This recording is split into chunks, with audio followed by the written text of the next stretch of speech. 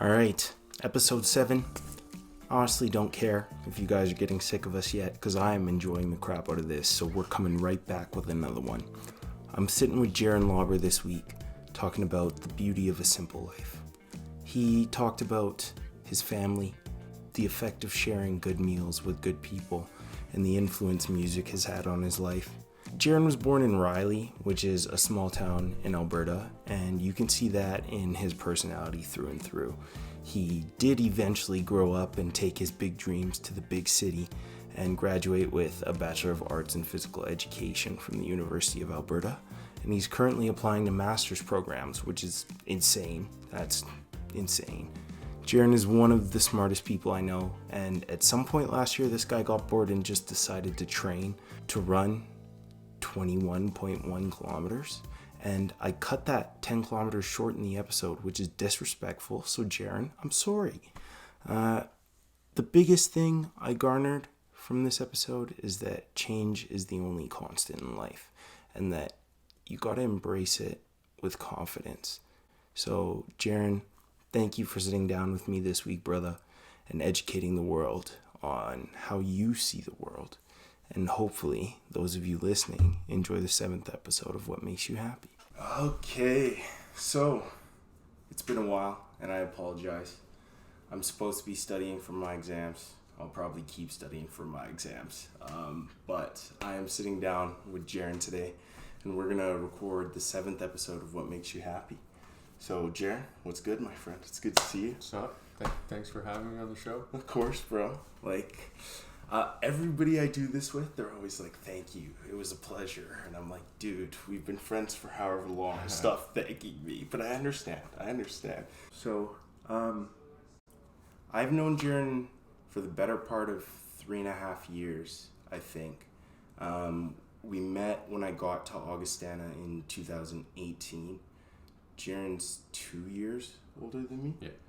And he was one of the 5 people that came to Augustana in our recruiting class.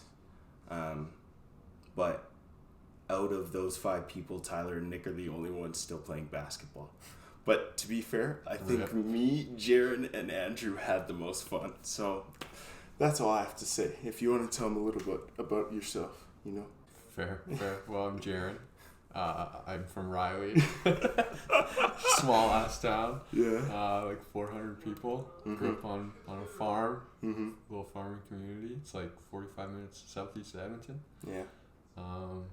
Yeah. So, growing up on a farm, close to Camrose, but not in Camrose, and close to Edmonton, but not in Edmonton, which are the 2 places you went to school, was there like a huge difference between life on the farm versus life off the farm? Yeah. So that actually is kind of what made me change schools. That was like a reason. Because I did my first years up here in Edmonton, and I hated it. Yeah, bro. I did not like being in the city. It's way too big. Fair enough. And so then going to Camrose, it's like closer to what I'm used to, but like still a city, in my eyes, a city. Yeah. And so then, yeah, that's like, there's a huge difference. It's just like the space and the quietness and the privacy of the farm life is so much different than like being around. Yeah. You got neighbors everywhere, people everywhere. Yeah. And like, first of all, what do you study? Or what did you study? This guy graduated last spring. So I got a Bachelor of Arts in Physical Education. Okay. But what I was going to say is the neighbors around here, like there's people everywhere, but you don't really know them.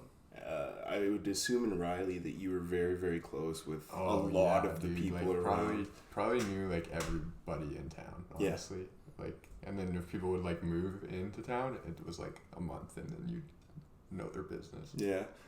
It's just the way it goes in a small town, and it's not for everybody. But honestly, like Camrose, it wasn't the same. But at Augustana, there's 1,000 kids, man. So like, everybody knows what's going on. No, it's not. It wasn't that much different than my high school. Like my high school's not 1,000 kids, not even close. But it's like, it's the same idea. Yeah. Growing up And going to high school in such a small place, you played lots of sports growing up. Like, please go ahead and tell me all the sports you did in high school. Yeah, well, so like in the 1A school, if you're an athlete, you're an athlete. Like, you don't get to pick that you play this or this or this. You literally, the coaches for the teams are like, hey man, like you gotta come play this. So I played volleyball, basketball. I did badminton until high school, but then I wasn't very good, so I stopped. I did like lots of track and field events. When I was younger, like soccer. I feel like everybody plays soccer when they're young. Played a little bit of ball, but that was mostly like beer league. Yeah. For the people listening who aren't from Canada, 1A, 2A, 3A, 4A, that's just like the size of the schools. Do you know how they determine that? It's number of students? Yeah, so it's number of students. So like 1A is less than 100 kids in high school. That's crazy, man. Because like, I love meeting new people. I could not have imagined knowing the same people from kindergarten to grade 12. Because like, I don't mean to sound blunt, but I get sick of people and I know people get sick of me. So yeah, it's definitely, I don't know, it's an experience. Like, I graduated with 26 people, and I think, like, I've had this conversation before, and I think 13 of them were with me all the way from kindergarten. Wow. That's crazy. And honestly, like, I know a couple of people like that, but that's a rare circumstance in the city, so that's literally almost half or more than half. I don't know. I'm not good at math. Let's move on, please. The first question I'm going to ask you, Jaron, is just what makes you happy in general when it comes to your physical health, your mental health, your spiritual health?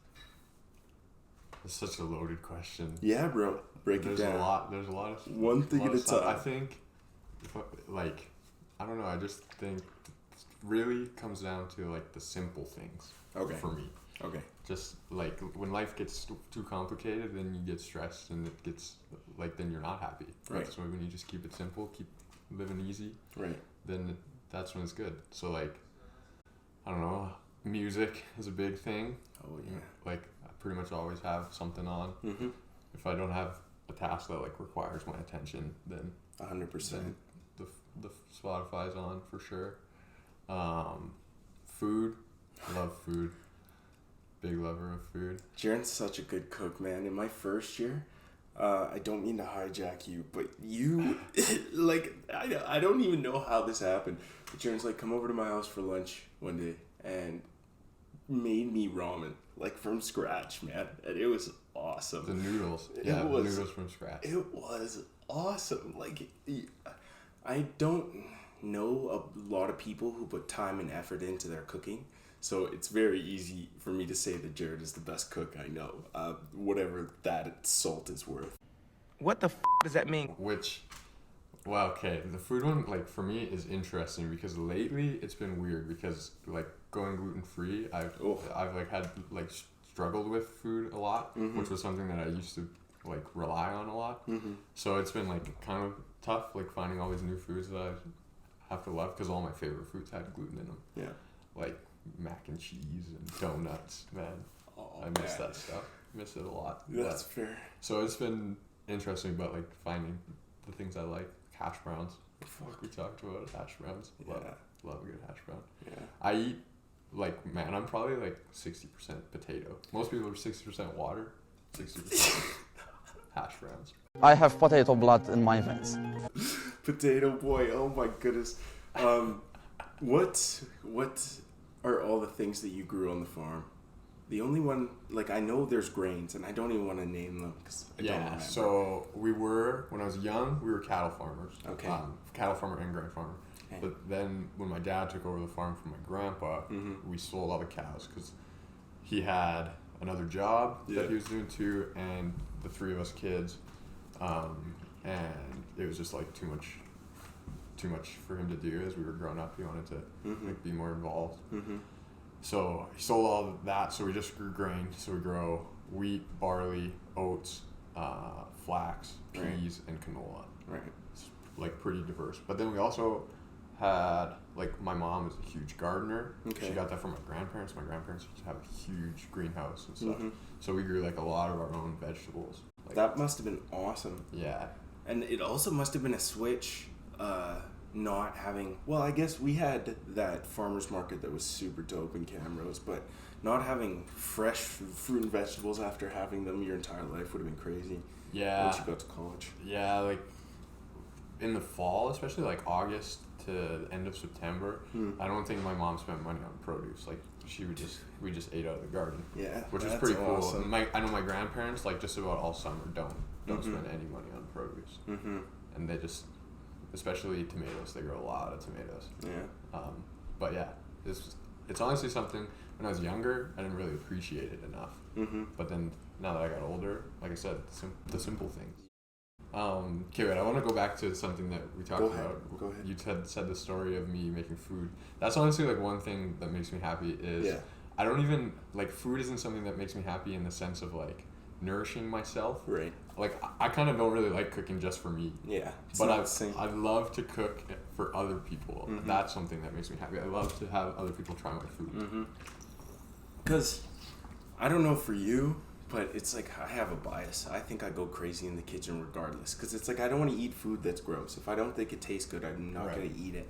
But when I can do that for other people and they enjoy the food, but they also enjoy the process. Because like I like to have fun when I cook, and I know you do too. Yeah. So it's more than just a meal. It's the people you share it with. Yeah. And then, like you said, the process, you know, just post it in the kitchen. Going crazy. Yeah. Well, I mean, okay, you say I'm like a great cook, but we should also stop and just talk about some of the meals you made. It's like, sure, it was you my got deep a fryer. deep fryer. It was my deep fryer, but like that fried chicken, man. Oh man.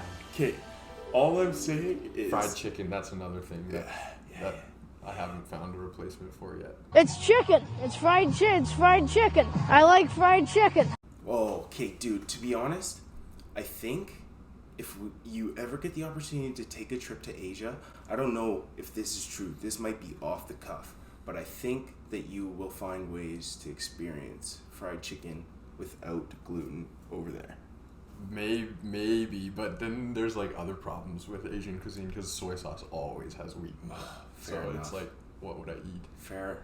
But Fair Seoul fried chicken here in the city, Yeah. they will do, if you phone the day before, they'll do a gluten-free order first thing in fresh oil. Right. Before anything's been contaminated, which is pretty sweet. That is awesome. So, but it's gotta do like that one time. It sucks that you have to jump through hoops Yeah, you gotta like that. plan it. So it's like once you can find a way, that's a situation where it's like I would love to make that, because it's like if we all learn how and it tastes good, bro, you make it more readily accessible. People won't have to jump through hoops to eat what they need to. Yeah. I don't need to prod, but I know your family's super important to you. Like, Definitely. You guys spend a lot of time together. We do. And it wasn't like that for me, so go ahead. Yeah, I don't really know. I think it stems a lot from my mom's side of the family. That side of the family's super close. Like it's not very big, that side. So I have 3 cousins. Okay, let me go back. Okay. The grandparents, then my mom, and she has 3 siblings. Right. And then, we have 3 cousins. But one cousin and an aunt and uncle live in LA, so we don't see them too often. But then the rest of us, like, we're always having like family dinners on the weekend, and I just think, I think my grandparents and my mom just kind of instilled that for like growing up. So family's just like super important. Love spending time with them. Yeah, the Laubers are awesome. Like, I can't say enough about your dad, because I will never find rent that cheap again. And I got the opportunity to live with my best friend for 2 years, man. So it's like, people dog on Camrose and small towns and experiences like that so much. Like, even in the city, people dog on McEwen. It's like, fam, you don't understand. The people that go to these schools and teach at these schools and live in these towns, like, they care about everybody else because there's not very many people there.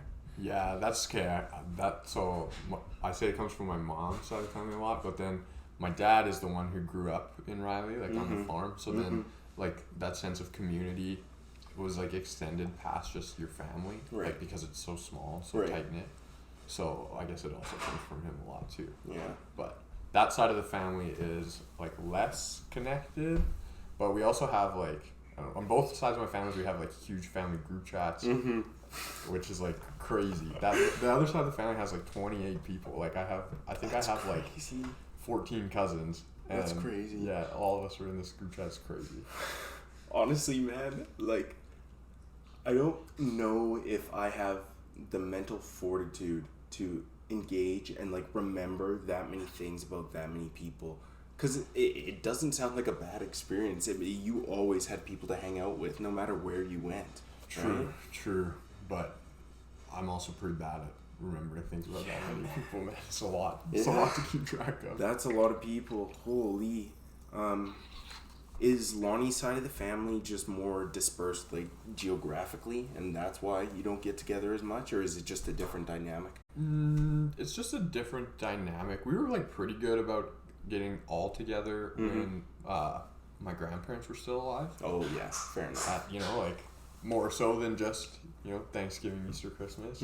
But other than that, like, it's not super dispersed. Some of the family lives in, so my aunt and uncle live in Tucson. Right. My one cousin also lives in Tucson with her husband, and then their other daughter and her husband live in Atlanta.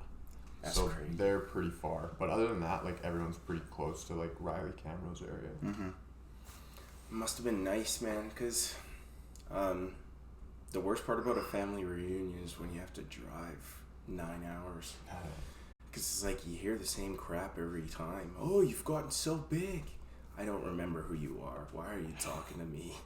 Yeah, that's fair. That's fair. But that was just my experience. So I honestly, I'm excited to have that. You know, I financially don't know if having that many kids is feasible anymore, unless you're like grinding. But having a family that's that close it's good to see that that's still out there. Yeah. That's another thing about talk about family reunions made me think about this. My dad is like very close with his uncles, so all my great uncles, which I feel like not a lot of people have that kind of connection with that generation besides their grandparents, which I'm like pretty appreciative of. The one great uncle that I'm like the closest with lived in Camrose, and every Friday he would get together with his homies and go for coffee at Augustana, and so then I would see him every Friday and I would stop and chat all the time. That's awesome. And then the last Thursday of every month, they all go to this restaurant in Tofield. They call it Uncle's Lunch, and my dad goes now that my grandpa passed away. And he's like brought me along sometimes, and it's just always fun, man. Listening to all their old stories about them, like taking their horse and buggy to school. It's funny. Yeah. That's super jokes, man. Life's just not like that anymore, and I agree with you. To a certain extent, the simple pleasures are what gets you where you need to be, in my opinion. So, I agree with that. Is there anything you wanted to talk specifically about mental health? Well, I think mental health is really important to me. It like never really was an issue, probably until university. Like, I don't think, like, I never really struggled with it through high school, but then university, like, just definitely, I don't know if it's just the pressure of school or like navigating life now that you're more on your own or what. There's a lot of stress involved. And so I think, like, it's very important to take care of our mental health, which I think, like, I do a pretty good job of.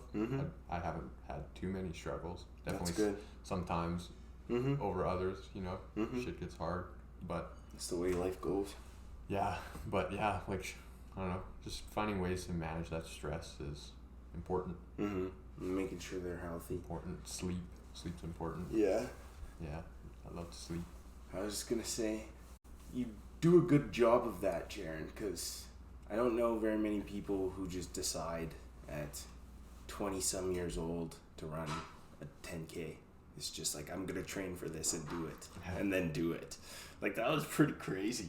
Yeah, so, that props to you for that. Yeah, that was probably, well, okay, so one thing that made me struggle with my mental health was when I went gluten-free, because for 8 months I was like not eating or I was eating gluten and feeling like ass all the time, and I think that actually like had a big impact on just how I was feeling in general, not just how my stomach was feeling all the time. So then when I first quit it, I was like, yeah, I'm gonna like do something extra, you know, to like combat how I felt for the last 8 months. So then I started exercising, started running, and it was good. Running's nice. Yeah. More people should run. Honestly, man, I'm not gonna lie to you. The treadmills at the A are awesome because they aren't like a track treadmill. They like break. So I was running on one of those, and it was awesome.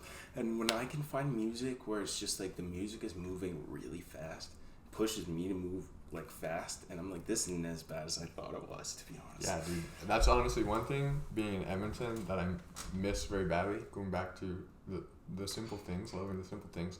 The trails in Camrose. That was awesome. Like running on those, you just strap your headphones in. Yeah. I could just go for hours. It was awesome.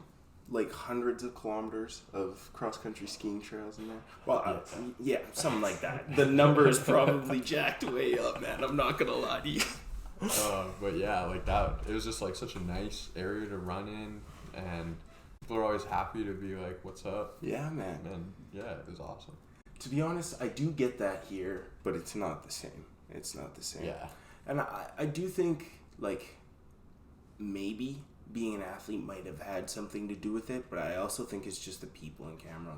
There's just good people down there. Yeah.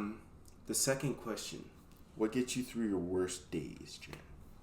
My worst days. Yeah, bro. That's a hard question too.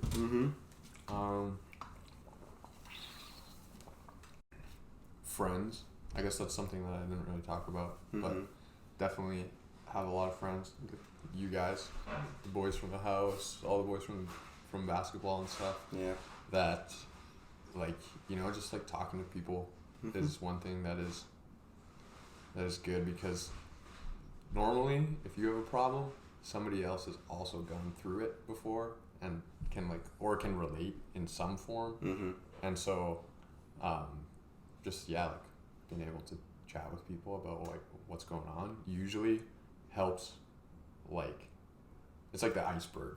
Yeah, you know what I mean? And it usually just like helps carve some of that iceberg away just by talking about stuff. Music was another one. Like I said, it makes me happy. It also, like, you know, I find when I have music on, then your thoughts aren't so loud. You know what I mean? Facts. Right? Yeah, So like there's a lot of hip hop artists who have got me through some tough times for sure. Yeah. Jaron has a record player, and he's got these records, at least when we were living in Camrose, they were set up in like a tile, and he would just rotate through them. And one class I had to go a full 24 hours without using 21st century technology. I just got to sit and listen to the record player fucking rap all day. It's like, that's cool. You have really good music taste, my friend. I'm not gonna lie. Thank you. Yeah. I appreciate it. Yeah. Appreciate it. I haven't started listening to Brockhampton, but I really need to.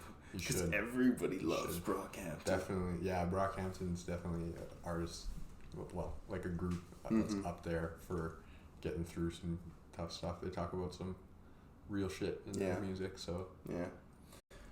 When it comes to the music, like, does it really matter, or do you prefer, just in general, I mean, music that, like, you can listen to the words, listen to the lyrics and listen to, or just like it needs to be good to listen to? Can you repeat that in English? Or it's a mesh of both, you know? Yeah, it's kind of mood dependent. Like, I don't know. I feel like if we're talking about my worst days when I'm like down, then I tend to listen to more of like that stuff, like The lyrical stuff.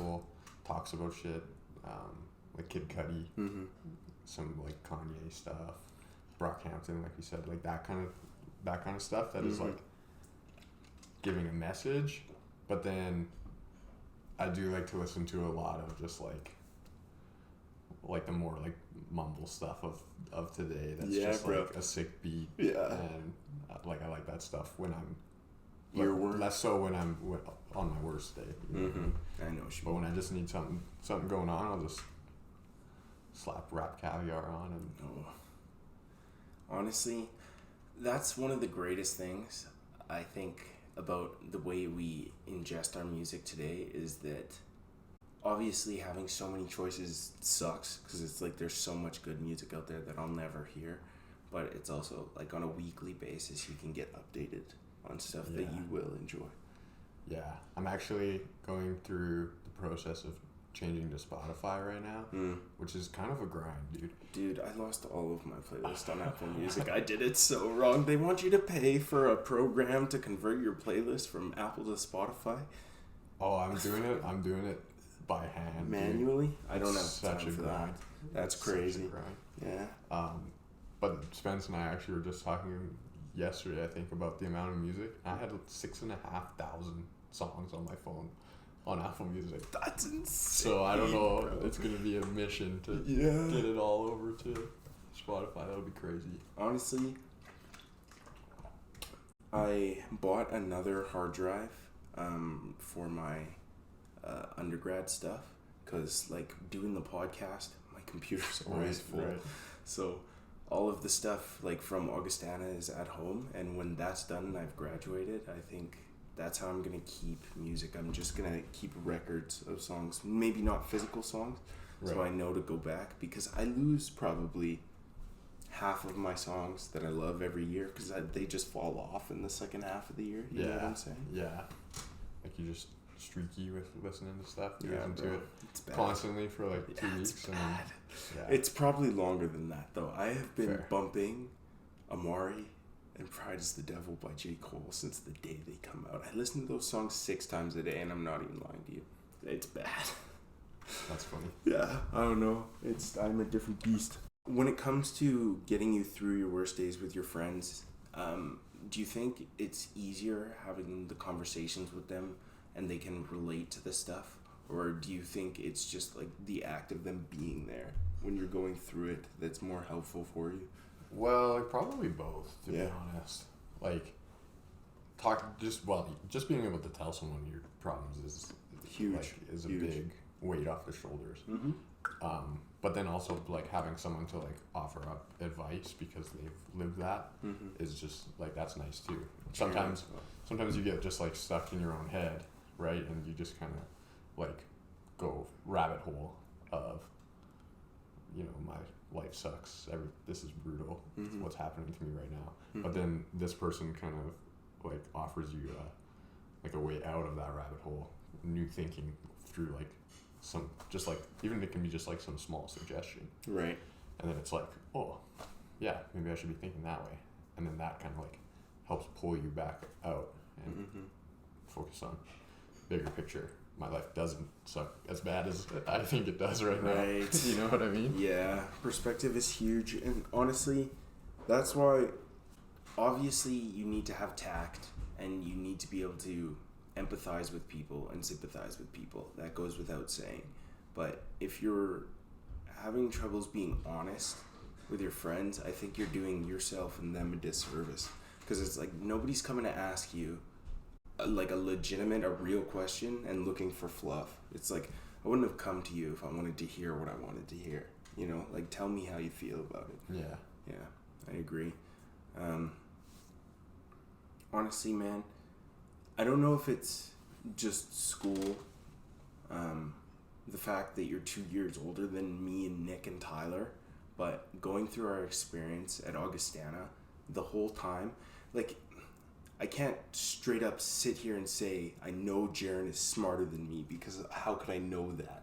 But, like, you are one of the most intelligent people that I know, and, like, some of the ways you get through problems, and me and Nick would have even computed these things.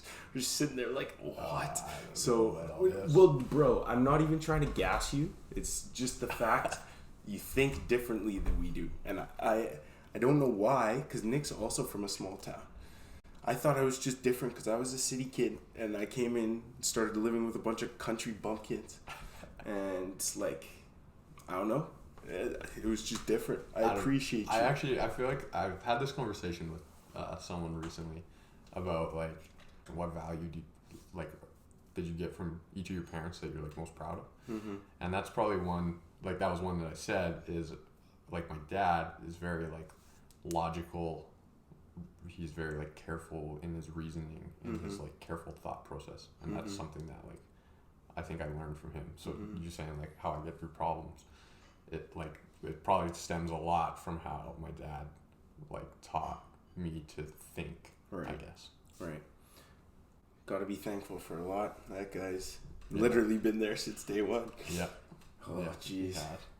I guess the last question to wrap it up. I do want to ask you, in the last 6 months and in the coming 6 months, what are your feelings about life in general? Are you very thankful for stuff that's happened? Are you particularly like wary about stuff that's coming in the future that you know about?